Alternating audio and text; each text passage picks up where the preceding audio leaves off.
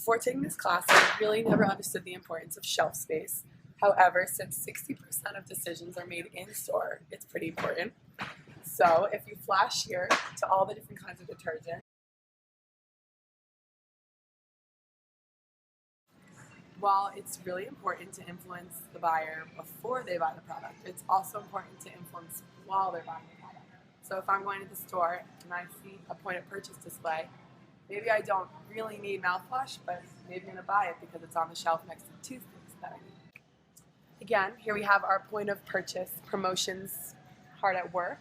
Florida Georgia Line has nothing to do with Mountain Dew, yet here, both their concert in Raleigh and the product Mountain Dew are being advertised in a point of purchase display, making me, the consumer, more likely to buy it.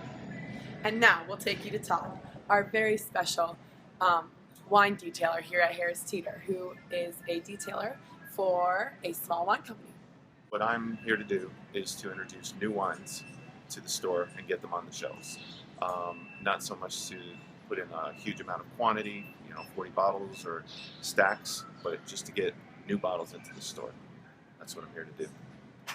And usually, depending on which grocery store you're in, supermarket you're in, or what time of the year it is, or what demographic you're targeting, there are certain sales, 2 for $5 or whatever it may be, that will help sell the product. And we've learned through the pharmacy simulation and this class so far that there are certain times where it's better to offer a sale like this than not.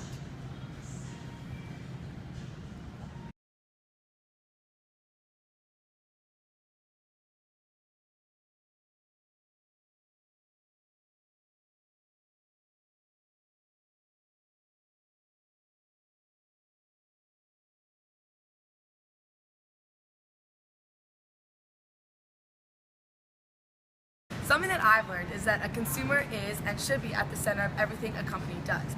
But first, a company has to figure out who that consumer is and who they want to target. For instance, Harris Teeter targets a demographic that would appreciate something like fresh sushi. So fresh, it's not even made yet.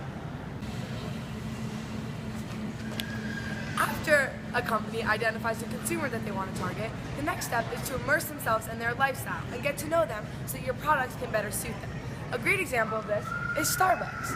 Starbucks is the pre-game drink of choice for the Duke women's lacrosse team.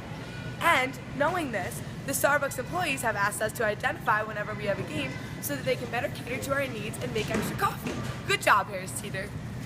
One of the ultimate goals of consumer as boss is to be able to control the 2 moments of truth when a consumer is shopping. First is the moment that they buy a product. So after you identify your consumer and immerse yourself in their lifestyle, you want to be able to promise them that your brand delivers what they're looking for. And then, the second moment of truth, when they try the product, you want to show them that you can deliver on that promise. This is just one example of how Harris Teeter listens to its customers. Right as you walk in, there's a booth that's asking for customer feedback on their service here. Now, let's see how well you can identify Harris Teeter customers.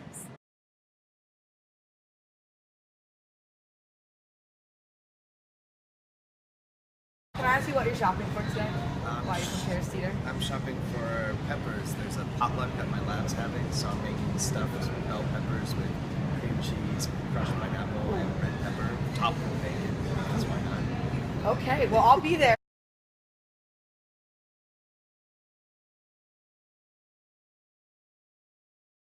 Can I ask you who you're shopping for today? My family.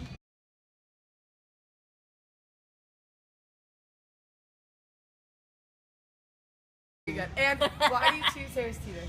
Because they rock.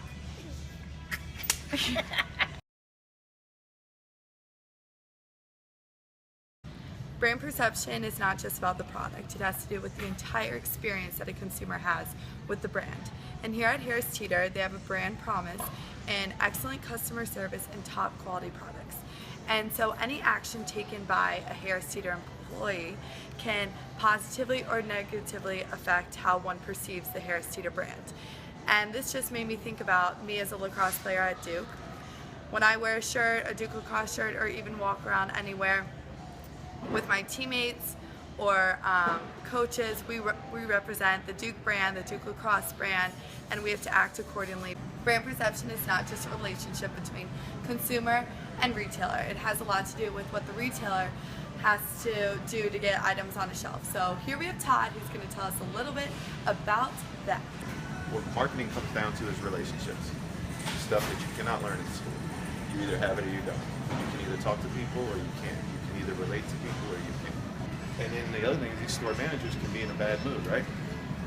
You know, you deal with them sometimes and they're, you know, they can be ornery, they're having a rough day, or they're busy, and you have to be able to roll with that. When deciding what product to purchase, I very rarely look at price. Instead, I tend to gravitate to what I believe to be the most effective product. Brand awareness and perceived effectiveness heavily drive my decision making. Proper advertisement of a product is helpful in informing potential consumers about what drives your brand and affords a product to have a higher price. People are willing to pay more for a perceived better product. They're willing to trade up for effectiveness, not trade down. So in a recent commercial, Advil pins itself against Tylenol and Aleve, proving itself that it's a better brand. But if a brand becomes loyal to a certain performance level, it is easier to enter into new emerging markets. Credentiality is trust in a brand and staying with a brand because there's a known low risk. To the ibuprofen market, Advil has expanded into a sleep aid market.